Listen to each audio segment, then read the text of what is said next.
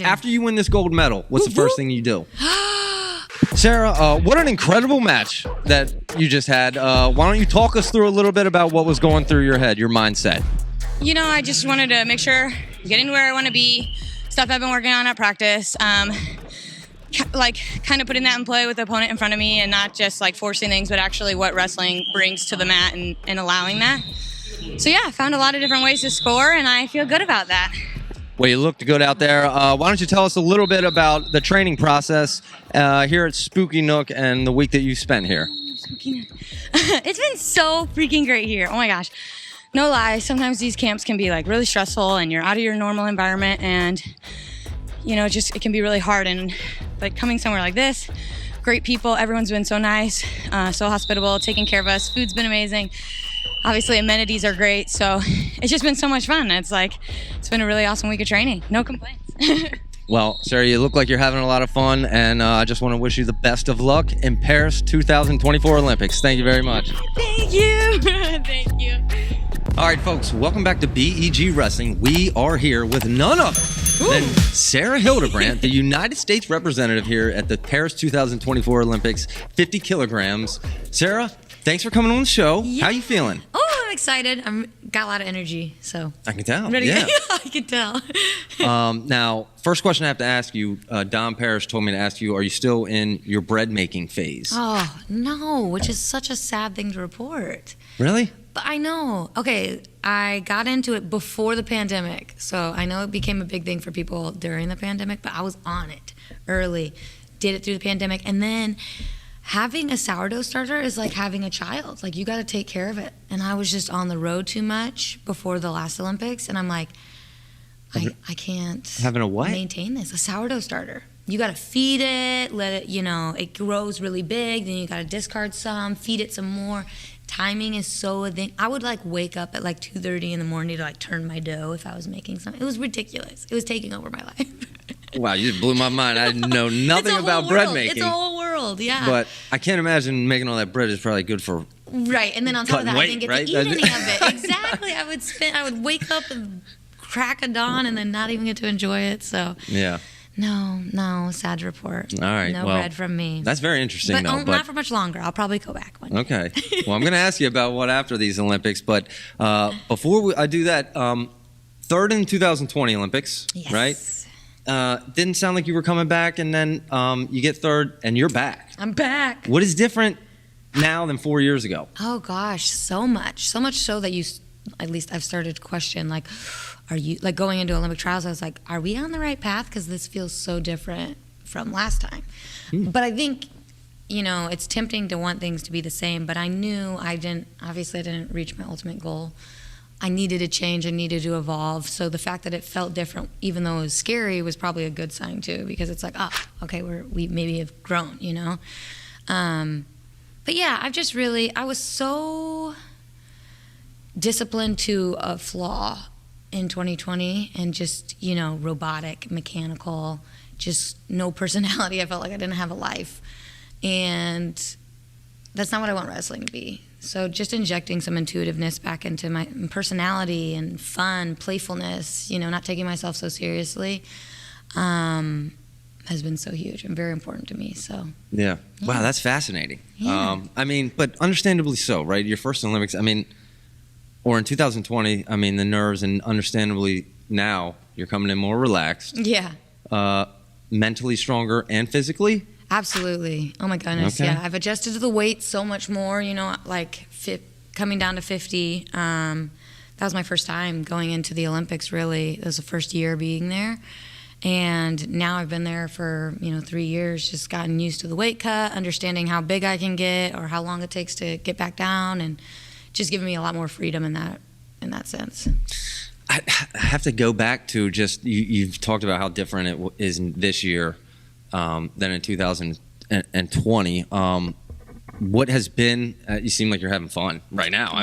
Today you seem like you're having fun. What's been the most difficult part of getting to this point?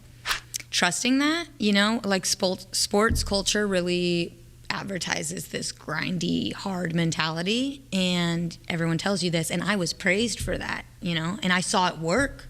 So to see it work, to be praised for it, and then be like, no, is so scary. Like you had to like let go of that and trust your intuition, which is not black and white. It's very gray.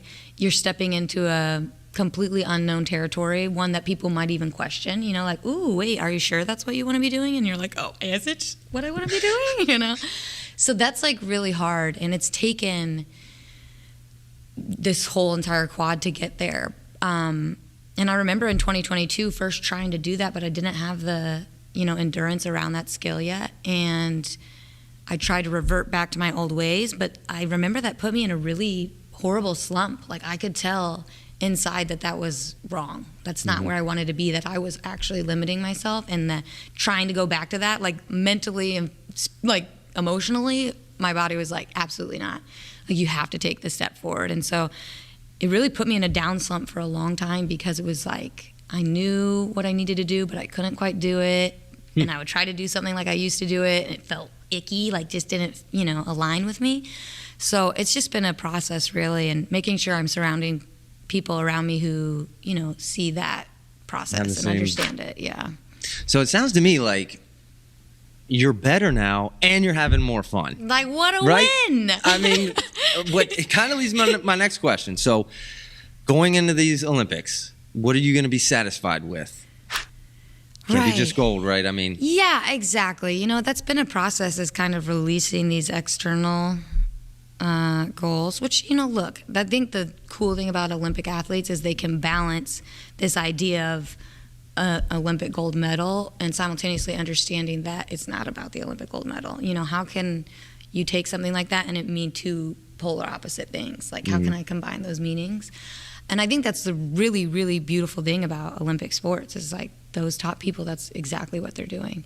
And so, yeah, I've just been working a lot on that, and just, you know, I have a lot of values that I try to lead with every single day, and I want that authentic expression of those values and my philosophies to be on display when I step on the mat. And if I can do that, that's a win to me. And I also think those are things that will help lead to the best chance of that medal anyway. So, you know, that's kind of where my mind is at, and just kind of living each day with those values in mind, you know, authentically and with a lot of awareness. And I don't think you come across as a very authentic person to thanks. me. So, no, that's Appreciate great. It. Now, I have to ask you, there's a recent explosion in women's wrestling. I'm predicting it's just going to absolutely explode. So I'm just asking everyone, I want to hear your story about how you got into wrestling initially, because I think there might be young women out there who might appreciate hearing that. Yeah.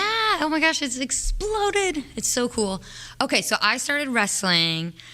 So I was trying to start a girls' intramural program in my middle school, to no avail. Nobody wanted to come out for the girls' wrestling intramural, which is fine and dandy. But so it actually just worked out by chance. So the smallest weight class in middle school was 75 pounds. They didn't have anybody small enough to be on the team. My older brother had just gone through the program. He was very talented. So the coach was like familiar with my family. And then there was me like popping up being like, can we start a women's team? Can we start a women's team? And they were like, no. But they were like, oh my gosh, you know, I just weighed 60 pounds soaking wet. You know what I mean? They're like, you just go out on the mat, don't get pinned. I'm like, okay, you know, now I'm getting ready for my second Olympics. Wow, that is incredible. I mean, so yeah, and I mean, that's not the first story I've heard where basically it's almost like the opportunity wasn't there. And now that these opportunities are coming up and stories like yours are being told, to me, I'm predicting it's going to explode. Now, next question. After you win this gold medal, what's the first thing you do? Oh my goodness. Okay, my whole family and then some is going to be in Paris. So I'm going with them, and I'm getting like every pastry I can lay my little grubby fingers on.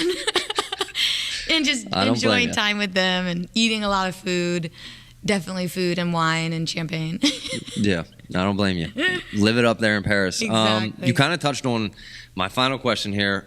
You already got into your bread making ability. You taught me a thing or two, but tell us something else you do for fun outside of wrestling. Ooh. A little bit about Sarah Hildebrandt. Okay, I'm a big reader. I read a lot. Okay. But I also live in Colorado, and my brother, who is a national park ranger, just moved out there, is training with me. And yeah, he's a national park ranger, so he's always, you know, taking me out and about, hiking around. And I just like to be out with nature, you know, put my feet in the dirt, just, Yeah, having a good time with that. A tight-knit family. Yes. At Beaver Dam RTC. You know that's my last name, right? Beaver. Really? That's why I'm promoting it. Oh, you're like... But, hey, folks. Sarah, you've been incredible. I want to wish you the best of luck. Guys, Sarah's going to be representing the United States of America in Paris 2024 Olympics, 50 kilograms. Let's go. Sarah, thank you for coming on, and best of luck. You've been incredible. Thank you so much. Thanks again. Thank All right. you.